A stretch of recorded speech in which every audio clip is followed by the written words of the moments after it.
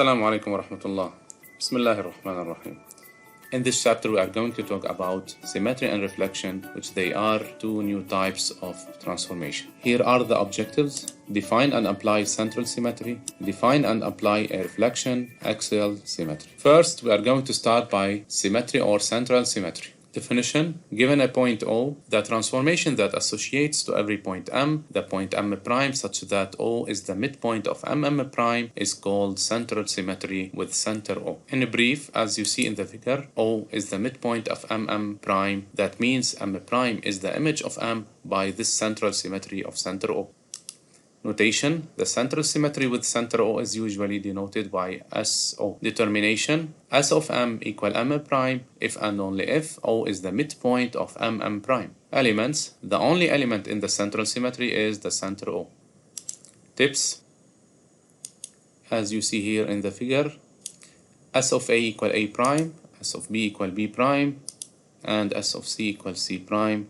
That means S of the triangle ABC equal A prime, B prime, C prime. So A prime, B prime, C prime is the image of ABC by this central symmetry of center O. And as you see that ABC triangle is transformed into upside down triangle A prime, B prime, C prime.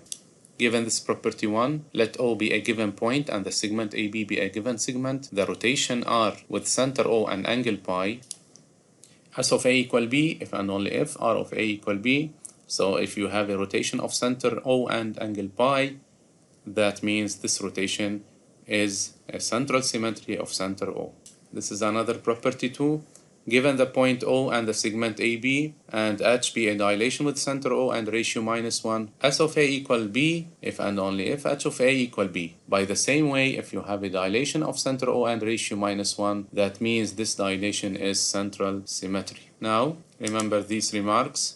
Given the example 1, let A, B, E, and F be a 4 given points in an oriented plane. Given these transformations R1, R2 of centers A and angles -pi/3 and -2pi/3 respectively. Given the transformation T equal the composite of R1 and R2 and T of E equal F. First part, find the nature and the characteristic elements of T. Think before we start. Yes, T is a rotation with center A and angle -pi or pi, because as we know the composite of two rotations of same center is also a rotation of the same center A and the sum of the two angles of these two rotations. Thus we can say that T is a central symmetry with center A because if the angle is pi or -pi, that means this transformation is not but a central symmetry. The second part, prove that A is the midpoint of EF. We have in the given that T of E equal F, but we proved that T is central symmetry of center A. Then we can say that S of E equal F, then A will be the midpoint of EF, and this is according to the definition of the central symmetry. Given the application 1, A, B, P, and Q are 4 points in an oriented plane. H1 is of center A and ratio 2, and H2 is of center A and ratio -12. H1 and H2 are two dilations. T is the composite of H1 and H2, and given that T of P equal Q. First part, find the nature and the characteristic elements of T. Please try to think and to solve it before you see the solution. Yes, as you said, T is a dilation with center A and ratio -1 because T is the composite of two dilations having the same center and non-reciprocal ratios, so it will be a dilation with center A, which is the same center of H1 and H2, and of ratio, which is the product of the two ratios 2 and -12, which is -1. Thus, T is a central symmetry with center A because, as we said, if the ratio is -1, so it will be central symmetry with center A. The second part, try to solve it alone. Prove that A is the midpoint of PQ. You are right. Given T of P equal Q, but we proved that T is central symmetry of center A. So S of P equal Q. Then A will be the midpoint of PQ. Don't forget these remarks. Given these properties, let S be a central symmetry with center O that transforms M onto M prime. All the properties of rotation are applied for central symmetry. The central symmetry S doesn't have an identity. The invariant point of S is the point O. So S of O equal O. The inverse of S is itself SO. The inverse of SO is itself SO. If SO of M equal M prime, then S of M prime equal M. And this is because S of M equal M prime, then O will be the midpoint of M prime. Then also O will be the midpoint of M prime M. Then SO of M prime will be M. Now, given the central symmetry of center O, the central symmetry S preserves collinearity, midpoint of a segment, parallelism, orthogonality, measures of oriented angles, areas, distances, and shapes. Now, we are going to talk about reflection or axial symmetry. Definition: let D be a straight line in the plane.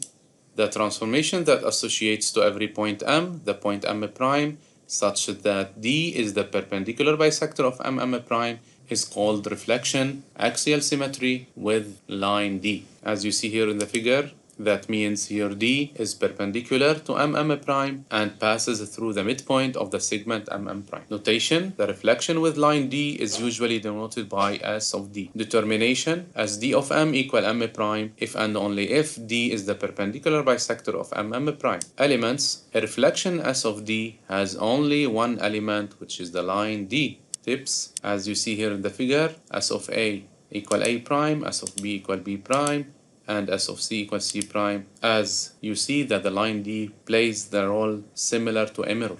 Thus, SD of ABC equal A prime, B prime, C prime. This is another example. In the figure at the right, D, L, T, and delta are four given lines such that L is parallel to D. T is perpendicular to T, and delta cuts D in A. The first part, find the image of A by S of D. Note, when we say S of D, that means it is axial symmetry with element, which is the straight line D. Try to think before we see the solution. S of A equal A, because A is on the line D. So every point, if it is on the line D, its image by S will be itself. The second part, draw L prime, which is the image of L by S. As you see here in the figure, L prime is drawn. What do you notice about D, L, and L prime? Yes, D, L, and L prime are parallel.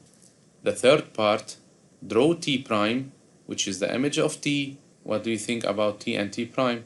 Yes, T and T prime are confounded. So, in a brief, if the line L is parallel to D, then its image by the axial symmetry of element D will be a line L prime which is parallel to it. But if the line is perpendicular to D, so its image by the axial symmetry of element D will be itself. Now draw delta prime, which is the image of delta by S. What do you think will be the figure? Yes, as you see here, delta prime. What is the intersection of delta prime, and D? Yes, delta prime and D will intersect in the point A. So in order to draw the symmetry of delta by D, first, the symmetry of delta by D, which is delta prime, will pass through A, which is the intersection between delta and D. So you need another point to draw delta prime. You can do it by this way. Take a point on delta, which is not on D. For example, let us name it P. Draw its symmetry with respect to D here. That means draw a segment BB prime such that D is the perpendicular bisector of this segment BB prime. So the line delta prime will pass through the points A and B prime. Let us complete. If M is a line parallel to D, then its image M prime will be, yes, will be parallel to D. If M is perpendicular to D, then the image M prime is, yes, itself, and it is perpendicular to D. The image of any point on D, correct, is itself. Do not forget that the line D plays the same role as a mirror. Let us complete. Remember these remarks. These are the properties.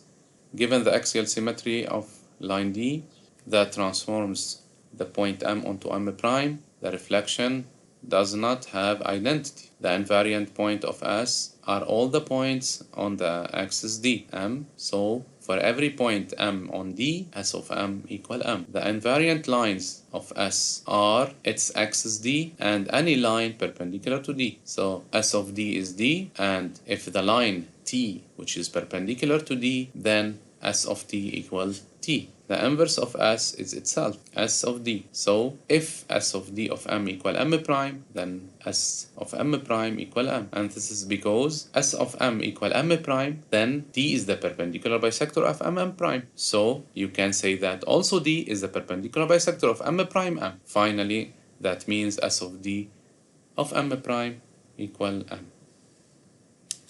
Also these properties, given these two reflections, S of axis D and S of axis L, such that S of D of M equal M prime and S of L of M prime equal M double prime. If the two axes are parallel, then the composite of these two reflections is a translation with vector 2AB vector. That means S of M equal S of L of M prime, because the image of M by S of axis D is M prime, so S of L of M prime equal M double prime. As you see here in the figure, the image of M is M prime and the image of M prime is M double prime, so we can say that M double prime is the image of M by the vector 2AB, such that AB is perpendicular to D and L, and you can prove easily that AB vector is a fixed vector. Now, if the two lines D and L are intersecting at L, then the composite of these two reflections is a rotation with center L and angle 2 theta, where theta is the angle between the two lines D and L. Again, S of axis L of S of axis D of M equal S of L of M prime equal M double prime. Here is the figure. So M double prime is the image of M by a rotation of center L, which is the intersection of the two lines L and D, and of angle 2 theta, where theta is the angle between the two lines L. This is the third example. Given ABCD is a direct square with center I, identify T in the following cases below. First, T is the composite of two reflections of axes AB and AC respectively. Think before we see the solution. Yes, as you notice that AB and AC are intersecting at A, and when the reflections having intersecting axes, so the composite of these two reflections will be a rotation with center A and angle, which is twice the angle between the two vectors AC and AB. That means the angle will be 2 times minus pi over 4, which is minus pi over 2, and you notice that the angle between AC and AB is minus pi over 4 because the diagonal square bisects the angles. The second example, T is the composite of two reflections of axes AB and CD. You are right, as you notice that the two lines AB and CD are parallel, opposite sides in squares are parallel. Then the composite of these two reflections will be translation of vector 2dA. Note, the sense of the translation vector will be from the axis CD into the axis AB. Now the third example, S round S of axis AC and BD respectively. AB and BD are intersecting lines at I. So, as you said, T is a rotation with center I and of angle, which is twice the angle ID IA vector, which is pi.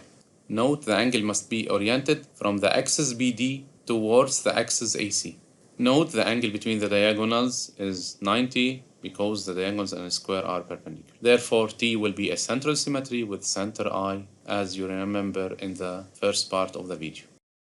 Now, given a reflection with line D that maps A, B, C, I, J, E, and H onto A prime, B prime, C prime, I prime, J prime, E prime, and H prime, what we can say here: first, the reflection or the axial symmetry S preserves collinearity. So if we have A, H, and B are collinear, then their images A prime, H prime, and B prime are also collinear. Also, it preserves midpoints. So if we have a point E, which is the midpoint of CJ, then E prime will be the midpoint of the segment C prime, J prime, which is the image of CJ by this reflection.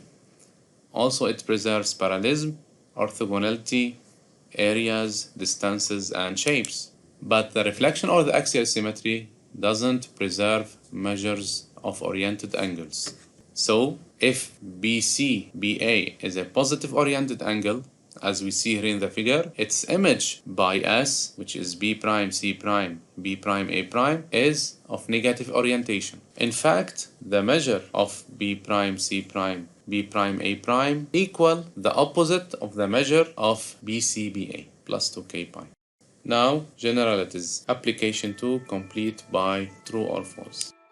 Think before you see the solution and try to solve it.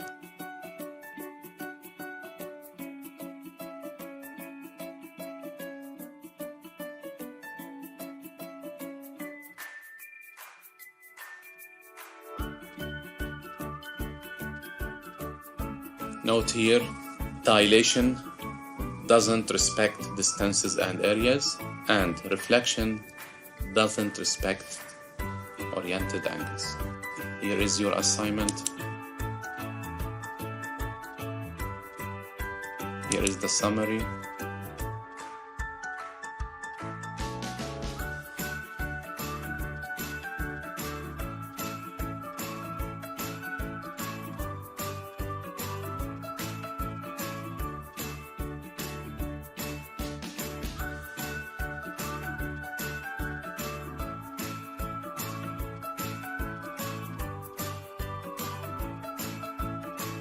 Thank you for listening. See you next time. Assalamu alaikum wa rahmatullahi wa barakatuh.